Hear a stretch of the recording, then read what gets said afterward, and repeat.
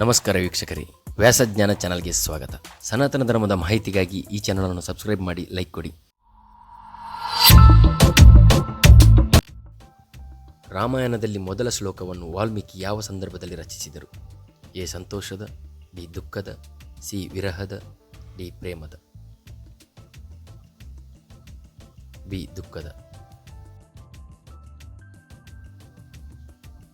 ರಾಮನ ವನವಾಸಕ್ಕೆ ಕಾರಣವಾದವರು ಯಾರು? A Kaikeyi, B Sumitra, C Kausalya, D Manthara. A Kaikeyi. ರಾಮಾಯಣದಲ್ಲಿ ವಾನರರ ರಾಜ ಯಾರು? A Vali, B Sugriva, C Angada, D Hanumantha.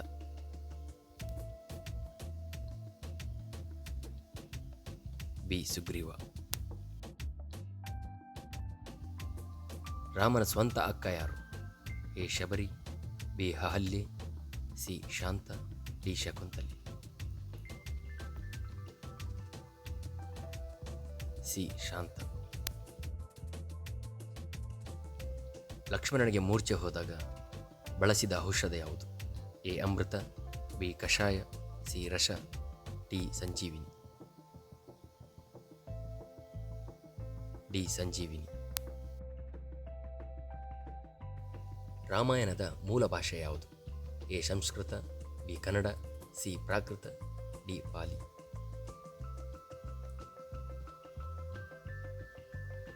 A Sanskrit.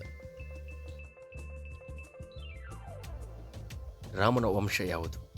A Chandravamsha, B Suryavamsha, C Agnivamsha, D Vayuvamsha. B Suryavamsha. ಹನುಮಂತನ ಮಗನ ಹೆಸರೇನು? A Simhadhwaja, B Makaradhwaja, C Vayudhwaja, D Agnidhwaja. B Makaradhwaja. Hanumanta ಯಾರ ಮಗ? A Nala, B Vali, C Nila, D ಕೇಸರಿ.